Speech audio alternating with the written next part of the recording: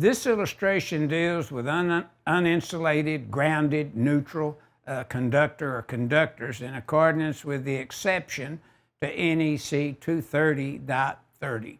Now, notice that grounded neutral identification to the left of the drawing at the bottom. Notice it states the grounded neutral conductor shall be permitted to be bare or insulated. The next arrow right next to it, pointing to it, copper conductors, aluminum or copper clad. Then to the right, the wiring method is either conductors in a cable or conductors in a conduit, and then they could be bare or insulated. Now notice that we have the finished grade identified.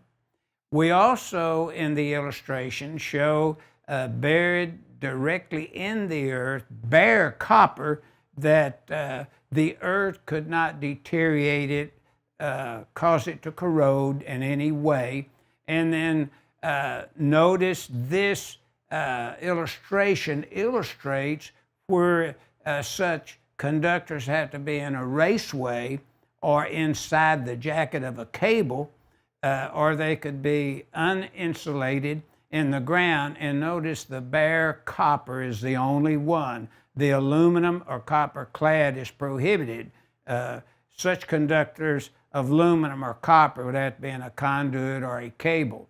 Then notice, to get a good feel for this, the NEC loop is to review 230.22 exception, 230.30 exception, 230.41 exception, which allows a neutral to be stripped and bared, and then 230.142A1 for supply side, meaning that those conductors from the service equipment back to the transformer is supply, which is our 250.142 A1, because there's no overcurrent device, ahead of the conductors.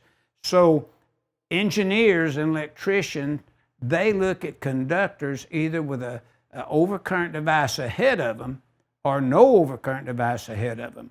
If there's an overcurrent device ahead of the conductors, load. If there's not an overcurrent device ahead of them, supply. And figure 230.30 exception, or I shouldn't say figure, but section NEC 230.30 exception, our figure 6-18, along with this exception, is indicating when a conductor can be uninsulated, and if it's a conductor that is bare, it has to be copper if it's in the ground, or otherwise routed through a conduit system or come within a cable system.